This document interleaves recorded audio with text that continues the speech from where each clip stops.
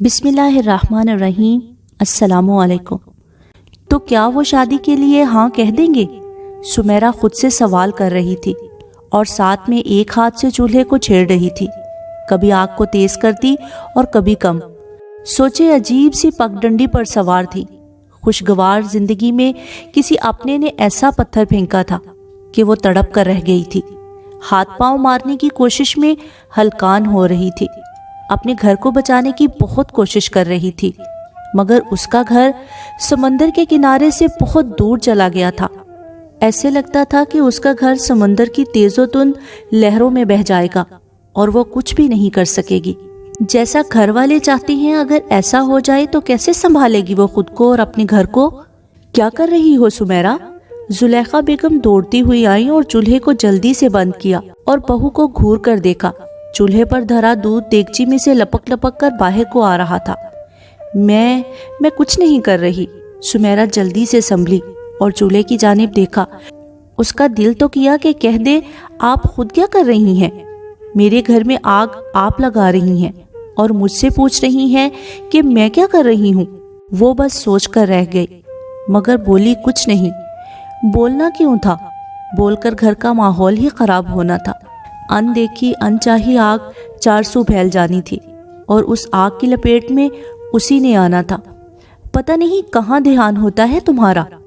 कभी सालन जला देती हो, कभी रोटी जला देती हो, कभी दूध उबाल देती हो। खैर तो है? जुलेखा बेगम ने तेज निगाहों से देखकर इस्तफसार किया। बस तबीयत कुछ नासाज है, उसने मुख्तसर सा जवाब दिया और किचन में बिखरी चीजें समेटने लगी। काशिफ आ गया है, उसके लिए खाना ले आओ। बहू पर हुक्म सादर करके वो किचन से बाहर निकल आई। उसने जल्दी से गूंदे हुए आटे का पेड़ा बनाया और उसे गोल बेल कर तवे पर डाल दिया और रोटी सेकने लगी। उसे अपनी सास की बात याद आई जो तंस मार कर गई थी कि क्या तुम हर चीज जला देती हो। अब वो ध्यान से रोटी सेक रही थी। क्या उन्हें खुद नहीं पता कि मैं ऐसा क्यों कर रही हूँ, क्यों इतना उलझी हुई हूँ? उल्टा वजह भी मुझी से पूछती हैं, जैसे उन्हें वजह मालूम ही ना हो। वो सोचने लगी, जब आपके शोहर को कोई जानते पूछते 2 हिस्सों में बांटे तो वो लम्हा आपके लिए किसी करब से कम नहीं होता। उसने सर झटका और खाने की ट्रे तैयार करने लगी। तुम इसे समझाओ, क्यों खुद को हलकान कर रही है? मैं भी चाहती हूँ कि इसी से तुम बाप बनो, लेकिन अगर खुदा को ही मंजूर नहीं तो मैं या तुम क्या कर सकते हैं? जुलेखा बेगम को अपनी बहू का खिंचा खिंचा रवैया एक आंख नहीं भा रहा था, इसलिए उन्होंने बेटे से बहू को समझाने का कहा। वो उनका बड़ा बेटा था। अब बड़े बेटे की औलाद देखना कौन सी माँ नहीं चाहती। समझाया है मम्मा, मगर वो मुझसे बहुत मोहब्बत करती है। कैसे वो दूसरी औरत को बर्दाश्त कर सकती है? काशिफ ने अपने जूते से फर्श खुरचते हुए माँ की तरफ देखने से इज्तनाब करते हुए कहा। उससे अपनी बीवी को परेशान हाल देखा नहीं जाता था, मगर एक तरफ वो खुद औलाद का तमन्नाई था। मैंने रशीदा के आगे अपनी मांग डाल दी है, उसने फौरन हाँ भी कर दी है। जुलेखा बेगम ने बात बदलकर खुशी से चहक कर बताया। उन्होंने फौरन हाँ कर दी? सोचने के लिए वक्त नहीं मांगा क्या? काशिफ ने हैरत से माँ से दरियाफ्त किया। लो जी, मेरे शेर पुत्र के लिए कोई मना कर सकता है क्या? माँ फख्र से बोली। फिर भी मम्मा, पूरी जिंदगी का मामला है, और वैसे भी आपका शेर पुत्र कंवारा नहीं है, शादीशुदा मर्द है। काशिफ को उन लोगों का जल्द मान जाना नागवार गुजरा। उसे खुश होना चाहिए था कि शादीशुदा होकर भी उसकी शादी गैर शादीशुदा लड़की के साथ हो रही है। हाय अफसोस, उसे अच्छा नहीं लग रहा था। उसे भला अच्छा लग भी कैसे सकता था? उसकी अपनी बीवी से 5 साल की रफाकत थी, उसके अलावा किसी और से वो उस जैसी मोहब्बत कैसे कर सकता है? और फिर शादी होने पर सुमेरा का रिएक्शन, उसका गुस्सा भी बजा था। वो आजकल उससे खिंची खिंची थी क्योंकि वो खुद दूसरी शादी के लिए मान गया था। जो कहता था कि मैं तुम्हारे अलावा किसी और को सोचूंगा भी नहीं, वो अब अपना आप किसी और को सौंपने की हामी भर बैठा था। तुम्हें पता तो है, रशीदा की 4 बेटियां हैं। ना उसका कोई बेटा है और ना ही बाप इस दुनिया में है। वो खुद ही घर में सलाई कढ़ाई से घर का चूल्हा जला रही है। बेटियां माँ का हाथ बटाती हैं और साथ में पढ़ती भी हैं, और घर में बच्चों को ट्यूशन भी पढ़ाती हैं। बच्चियां सुलझी हुई हैं, मैंने देखी हैं। بہت اچھی ہیں، اور پھر میں نے انہیں یہ بھی کہا ہے کہ ہمیں جہیز نہیں چاہیے، مگر انہیں ایک ڈر ہے۔ زلیخا بیگم نے تفصیل بتاتے ہوئے آخر میں رک کر ایک سسپینس ڈال دیا۔ کیسا ڈر؟ کاشف نے ماں کی طرف چونک کر دیکھا۔ یہی کہ بچہ ہو جانے کے بعد تم ان کی بیٹی کو چھوڑ تو نہیں دو گے؟ انہوں نے ڈر کی وجہ بتائی تو کاشف سنبھلا۔ اس نے ماں سے نظریں چرا لی، بولا کچھ نہیں، اس کا یہی ارادہ تھا، مگر اس نے ماں کو نہیں بتایا تھا۔ مگر وہ بھی ماں تھی، اس لیے فوراً سمجھ گئی۔ میں نے انہیں زبان دی ہے کاشف کہ میرا بیٹا ان کی بیٹی کے ساتھ شادی کرے گا اور کبھی تنہا نہیں چھوڑے گا، مرتے دم تک اس رشتے کو نبھائے گا، دونوں بیویوں کے ساتھ انصاف کرے گا، ان کے جو بھی فرائض ہوں گے اس میں کوئی کوتاہی نہیں کرے گا۔ انہوں نے ایک عزم سے کہا اور بیٹے کو بھی بہت کچھ سمجھا گئی۔ وہ بس سر جھکا کر رہ گیا۔ دروازہ کھول کر سمیرہ کمرے میں داخل ہوئی۔ وہ ساس کی باتیں سن چکی تھی، اس لیے بنا ساس کی طرف دیکھے کھانے کی ٹرے رکھتے ہی باہر نکل آئی۔ پیچھے سے ساس اور شوہر آوازیں دیتے رہ گئے، مگر اس نے کسی کی نہیں سنی۔ کھانا کھا کر جب وہ کمرے میں آیا تو سمیرہ بیڈ پر دوسری طرف کروٹ کیے آنکھیں موندے لیٹی تھی۔ اس نے ایک دو آوازیں دی مگر اس نے کوئی جواب نہیں دیا اور انسنی کر کے سوتی بنی رہی۔ کاشف نے الماری سے نائٹ ڈریس نکالا اور اس کے آگے سے گزر کر باتھ روم چلا گیا۔ سمیرہ نے اس کی پشت کو گہری نظروں سے دیکھا۔ آنکھوں سے دو موتی نکل کر بائیں طرف لڑک گئے۔ دل غم سے پھٹ رہا تھا۔ کھڑکی سے آتی بارش کی ٹھنڈی پھوار بھی اس پر کوئی اثر نہیں کر رہی تھی۔ سرد موسم کی آمد خوشیاں لاتی ہے، محبت کی بیل کو پروان چڑھاتی ہے، اور یہاں محبت کی بیل کسی اور کی بیل کو راہ دے رہی تھی۔ کیا محبت کو پا لینے کے بعد بھی جدائی کا خوف روح کو سلگھائے رکھتا ہے؟ کیا محبت کو پا لینے کے بعد بھی جدائی مقدر بن سکتی ہے؟ ہاں، وہ سلگ ہی تو رہی تھی، پل پل مر رہی تھی۔ اس نے کاشف سے کہہ دیا تھا کہ وہ اگر دوسری شادی کرنا چاہتا ہے تو اسے چھوڑ دے، مگر چھوڑنے کے بعد کیا وہ خوش رہ سکے گی؟ کیا وہ اس کے بنا جی سکے گی؟ ناممکن، بالکل ناممکن۔ ایک سسکی اس کے ہونٹوں سے نکلی، تبھی کاشف واش روم سے باہر نکلا۔ اس نے سمیرہ کی سسکی کی آواز سن لی تھی۔ ہاتھ میں پکڑے تولیے کو وہیں ایک طرف پٹک کر وہ سمیرہ کی طرف لپکا اور اس کا دایاں ہاتھ تھام لیا۔ پلیز سمیرہ، تمہارا رونا مجھے درد دیتا ہے، نہ رویا کرو۔ سمیرہ کو روتا سسکتا دیکھ کر کاشف کی آنکھوں سے بھی آنسو بہنے لگے۔ یہ رونا تو اب میرا مقدر بننے لگا ہے، آپ ہی تو اسے میرا مقدر بنانے لگے ہیں۔ کاشف کے رخسار پر پیار سے ہاتھ پھیر کر سمیرہ نے کہا۔ اشکوں کی برسات اس کی آنکھوں سے برسنے لگی تھی۔ تم جانتی ہو میں شادی کیوں کرنے جا رہا ہوں، پھر بھی ایسا کہہ رہی ہو؟ کاشف نے بے بسی سے کہا۔ میں بھی تو چاہتی ہوں کہ ہمارے ہاں اولاد ہو، اگر ہمارے مقدر میں اولاد نہیں تو اس میں میرا کیا قصور ہے؟ سمیرہ نے لاچاری سے پوچھا۔ مقدر بدلا بھی تو جا سکتا ہے، کاشف نے دلاسا دیا۔ ہم رب کو چیلنج کرنے کا اختیار نہیں رکھتے۔ اسے شوہر کی بات پر بہت افسوس ہوا تھا۔ ان دونوں نے بے شمار ڈاکٹرز کو چیک کروایا تھا، سبھی ڈاکٹرز کا یہی کہنا تھا کہ آپ دونوں کو کوئی مسئلہ نہیں ہے، بس رب کی طرف سے دیر ہے، وہ جب چاہے اپنی رحمت کر دے۔ میں نے کہیں پڑھا تھا کہ اولاد مرد کی قسمت سے ہوتی ہے۔ سمیرہ نے کاشف کی آنکھوں میں آنکھیں ڈالے طنز سے کہا۔ اس بات کو میں نہیں مانتا۔ اگر اولاد مرد کی قسمت سے ہوتی ہے تو جو مرد اولاد کے لیے دوسری شادی کرتے ہیں تو پھر انہیں دوسری بیوی سے اولاد کیوں ہو جاتی ہے؟ بتاؤ۔ کاشف کے سوال پر سمیرہ نے غصے سے رخ موڑ لیا۔ اولاد ہونا یا نہ ہونا خدا کی دین ہے۔ میں 5 سال سے ماما جان کو ٹال رہا تھا، مگر اب ان کا اصرار بڑھ رہا ہے۔ میں کیا کروں؟ انہیں لگتا ہے کہ اولاد دوسری شادی سے ہو سکتی ہے تو ان کی خوشی کی خاطر مجھے منظور ہے۔ ویسے بھی اب 7واں سال ہے ہماری شادی کو، اگر اولاد ہونا ہوتی تو ہو جاتی۔ وہ سخت لہجے میں کہتا اٹھ گیا، کمرے کی لائٹ بند کی اور سائیڈ لیمپ کی لائٹ آن کر کے لیٹ گیا۔ بیوی کی طرف رخ نہیں کیا۔ وہ ڈرتا تھا کہیں اس کا دل نہ پگھل جائے، وہ ماں سے کیا وعدہ نہ بھول جائے۔ محبتیں یوں بھی آزماتی ہیں، نئے راستوں پر چلنے کے لیے ہمیں ہماری محبت تنہا چھوڑ دیتی ہے، اور پھر یہیں سے ہماری آزمائشوں کی سیڑھی شروع ہو جاتی ہے، اور ہمیں وہ سیڑھی آخری سانس تک چڑھنی ہوتی ہے۔ سمیرہ اور کاشف چچا زاد تھے۔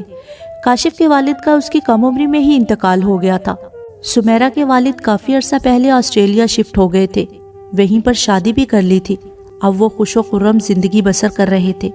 دھچکا تو تب لگا جب بھائی اپنے پیچھے اپنی 3 بیٹیاں اور 2 بیٹے چھوڑ گیا اور ایک بیوہ بھابھی۔ وہ سوچ میں پڑ گئے کہ اب کیا کریں۔ بیوہ بھابھی کو اکیلا بھی نہیں چھوڑ سکتے تھے، کیونکہ بیوہ بھابھی کے میکے میں کوئی بھی نہیں تھا۔ وہ اپنے والدین کی اکلوتی اولاد تھی۔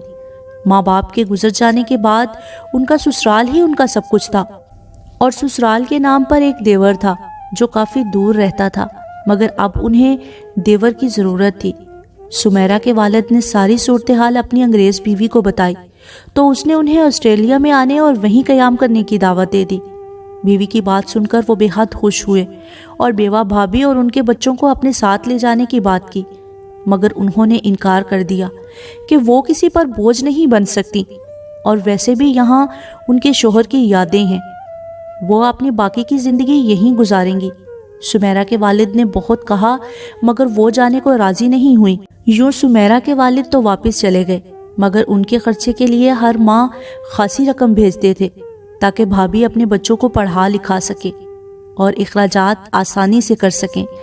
کاشف کی پڑھائی مکمل ہوئی تو اس نے چچا کے تعاون سے اپنا کاروبار شروع کیا، اور پھر جب چند سالوں میں کام خود سے کرنے لگا تو اس نے چچا سے کہہ دیا کہ اب وہ ان کی طرف سے بے فکر ہو جائیں۔ چچا خوش تھے کہ وہ بھائی کے بعد اپنی ذمہ داری نبھا سکے ہیں۔ کاشف نے اپنے بل بوتے پر اپنی بڑی بہن کی شادی کی تو سب بے حد خوش تھے۔ شادی میں شرکت کے لیے چچا کی پوری فیملی آئی تھی۔ سمیرہ اور کاشف نے پہلی بار ایک دوسرے کو دیکھا تھا۔ سمیرہ سے چھوٹی ایک اور بہن تھی جو ڈاکٹر بن رہی تھی۔ جب وہ لوگ شادی میں شرکت کے لیے آئے تو کاشف کی والدہ کو بھی سمیرہ بہت پسند آئی۔ انہوں نے دیور کو ہمیشہ بھائیوں کی طرح سمجھا تھا۔ ان کا اپنا کوئی بھائی نہیں تھا اور انہیں لگتا تھا جیسے بھائی کی کمی اب پوری ہو گئی ہو۔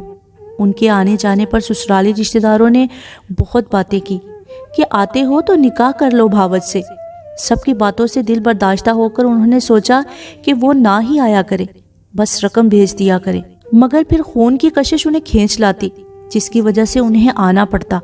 اب انہوں نے سمیرہ کی شادی کی حامی بھر لی اور یوں ان دونوں کی بھی دھوم دھام سے شادی ہو گئی۔ کاشف اور سمیرہ کی شادی کے 1 سال بعد کاشف نے اپنی ایک اور بہن کی شادی کر دی۔ اب صرف ایک بہن رہ گئی تھی اور ایک بھائی، مگر وہ اپاہج تھا اور دماغ بھی بچوں جیسا تھا، اس لیے اس کی شادی ناممکن تھی۔ کاشف نے بہت کوشش کی کہ اب وہ بھائی کا علاج کروائے، اس لیے وہ بھائی کو لے کر آسٹریلیا بھی گیا، لیکن ڈاکٹرز نے کہا کہ ان کا علاج ناممکن ہے۔ ڈاکٹرز کی بات سن کر کاشف بہت رنجیدہ ہوا، مگر وہ کیا کر سکتا تھا؟ بس کوشش ہی کر سکتا تھا جو اس نے پوری کی تھی۔ سمیرہ اور کاشف کی شادی کو 2 سال ہو گئے تھے۔ سمیرہ ہر لحاظ سے بہتر تھی، سب کا بہت خیال رکھتی، کھانا خود بناتی، باقی کے کاموں کے لیے کام والی رکھی ہوئی تھی۔ ان کی زندگی میں سب کچھ اچھا چل رہا تھا، صرف اولاد کی کمی تھی۔ شادی کے 2 سال بعد زلیخا بیگم نے کاشف پر اولاد کے لیے زور دینا شروع کر دیا تھا۔ ڈاکٹروں کے چکر لگنے شروع ہو چکے تھے۔ اس دوران ایسا ہوا کہ زلیخا بیگم کے چھوٹے بیٹے کا انتقال ہو گیا۔ یہ صدمہ بہرحال سب کے لیے یکساں تھا، مگر زلیخا بیگم نے صبر سے کام لیا کہ اللہ کی مرضی تھی۔ ابھی وہ دونوں علاج کی طرف متوجہ ہوئے ہی تھے کہ کاشف کے چھوٹے بھائی کی وفات ہو گئی۔ وہ جیسا بھی تھا لیکن تھا تو بھائی ہی۔ 2 سال مزید گزر گئے کہ ان کے ہاں اولاد کے آثار بھی نہ ہوئے۔ اس دوران کاشف نے چھوٹی بہن کی بھی شادی کر دی۔ اس کی شادی پر چچا ایسے ہی آئے تھے تو زلیخا بیگم نے دبی دبی زبان سے کاشف اور زلیخا کے چیک اپ کا کہا کہ آسٹریلیا سے کروا لیں۔ کاشف نے بات ٹال دی اور ماں کو بھی سختی سے منع کر دیا تھا، مگر وہ ماں تھی اور ان کا آنگن سونا پڑا تھا۔ ان کا خیال تھا کہ اب ان کے آنگن میں خوشی کی بہار آ جانی چاہیے۔ یوں ہی ٹالتے ٹالتے اور پریشانیاں خوشیاں گزارتے ان دونوں کو ایک ساتھ 5 سال ہو گئے تھے۔ مجھے تم سے پہلی نظر میں ہی محبت ہو گئی تھی اور میں اب زندگی کی آخری سانس تک تمہیں اپنے ساتھ دیکھنا چاہتا ہوں۔ شادی کی رات کاشف نے اپنی بیگم کا ہاتھ پیار سے تھامے محبت بھری نظروں سے دیکھتے ہوئے اپنی محبت کا اعتراف کیا، جسے سن کر بیگم کی پلکیں شرم سے اوپر کو اٹھ کر نیچے گر گئی۔ مجھے بھی آپ پہلی نظر میں ہی اچھے لگے تھے، اس لیے تو جیسے ہی تائی جان نے بابا جان سے رشتہ مانگا اور پھر بابا جان نے مجھ سے پوچھا تو میں نے اقرار کرنے میں دیر نہیں لگائی۔ سمیرہ نے بھی محبت کو خوش دلی سے خوش آمدید کہا تھا، اور پھر اب اپنے محبوب شوہر کو اپنے احساسات و جذبات بتانے میں چندہ دیر نہ کی، مگر اب یہی محبت اس سے بے وفائی کرنے پر آمادہ تھی۔ اولاد کی خاطر ماں کی باتوں میں آ کر وہ دوسری شادی کے لیے تیار تھا۔ سمیرہ، تم میری بچی ہو، میری پسند ہو، کیوں خود کو ہلکان کر رہی ہو؟ کیا تم نہیں چاہتی کہ اس گھر میں بچوں کی کلکاریاں گونجیں، بچوں کی چیخو پکار ہو؟ زلیخا بیگم نے آپ دیدہ لہجے میں کہا۔ تو کیا میرا دل نہیں کرتا کہ مجھے بھی کوئی ماں کہنے والا آئے؟ سمیرہ نے نمناک آنکھوں سے ساس کی طرف دیکھتے ہوئے کہا، مجھے پتا ہے تمہارا بھی دل کرتا ہے، لیکن ہم کچھ نہیں کر سکتے۔ زلیخا بیگم نے بہو کو سمجھانا چاہا، کاشف کی دوسری شادی کر رہی ہیں آپ، اور اب بھی کہہ رہی ہیں کہ کچھ نہیں کر سکتے؟ سمیرہ کے لہجے کی کاٹ کاشف کے کانوں نے بھی بخوبی سن لی۔ وہ کچن کی جانب آ رہا تھا کہ ماں اور بیوی کی گفتگو سننے وہیں رک گیا۔ کیا پتا کاشف دوسری شادی کرے اور اسے اولاد ہو جائے؟ بہو کے طنز کو فراموش کر کے وہ دوبارہ بولی، تو انتظار کر لیں، کیا پتا مجھے ہی اللہ اولاد دے دے، میرے اللہ کو مجھ پر رحم آ جائے۔ سمیرہ نے التجائیہ لہجے میں کہا، مگر وہ بھول گئی تھی کہ رب تو رحم کر دے مگر لوگ رحم نہیں کرتے۔ 6 سال ہو گئے ہیں انتظار کرتے کرتے۔ زلیخا بیگم نے تلخ ہو کر کہا، بے شک ان پر سمیرہ کے والد کے احسان تھے، وہ انہیں بھائی سمجھتی تھی، مگر دادی بننے کی خواہش کو فراموش نہیں کر سکتی تھی۔ ٹھیک ہے، آپ کر دیں کاشف کی شادی، میں کون ہوتی ہوں احتجاج کرنے والی؟ سمیرہ نے سخت لہجہ اپناتے ہوئے کہا، اور ناشتہ لے کر باہر کو نکلنے لگی کہ کاشف پر نظر پڑ گئی۔ وہ اسے نظر انداز کر کے باہر نکل آئی اور ٹیبل پر ناشتہ لگانے لگی۔ اس کی کاشف سے بھی اس موضوع پر کئی بار بحث ہو چکی تھی، اور اس نے کہا تھا کہ وہ اب اپنی ماں کو منع نہیں کرے گا، انہیں وہ ٹالتے ٹالتے تھک گیا ہے۔ اگر کل کو اس کی ماں کو کچھ ہو گیا اور ان کی دیرینہ خواہش پوری نہ ہوئی تو روز محشر اللہ کو کیا منہ دکھائے گا؟ سمیرہ بھی اس کی یہ بات سن کر خاموش ہو گئی تھی، مگر پھر بھی اس کے دور ہو جانے کے ڈر سے اسے منع کرتی تھی کہ وہ شادی نہ کرے۔ مرد جب کسی کام کو کرنے کا ارادہ کر لے تو وہ اپنے فیصلے پر اٹل ہوتا ہے، اور اگر فیصلہ اس کی ماں کی خواہش کا ہو تو دنیا کی کوئی بھی طاقت اسے روک نہیں سکتی، اس کی محبوب بیوی بھی نہیں۔ دسمبر کی ایک ٹھٹھرتی رات تھی۔ وہ گرم چادر اوڑھے چھت پر کھڑی تھی، بال شانوں پر کھلے اور سرد ہوا سے دائیں بائیں اڑ رہے تھے۔ رات کی تاریکی اسے اپنے اطراف میں محسوس ہو رہی تھی۔ دل تھا کہ ٹونڈ مونڈ درختوں کی طرح بت بنا کھڑا تھا، ہر احساس سے عاری، ہر جذبے سے خالی، ہر طرف خاموشی کا راج۔ نیچے کاشف کو سب لوگ مہندی لگا رہے تھے، اور وہ اوپر اکیلی اندھیر نگری میں اپنی محبت کے بچھڑ جانے کا ماتم کر رہی تھی۔ مرد کو دوسری شادی سے فرق تو نہیں پڑتا، مگر عورت کو یقیناً فرق پڑتا ہے۔ اسے جذبوں میں بٹا ہوا شخص ملتا ہے جس کی پوری توجہ کا حق وہ کھو دیتی ہے۔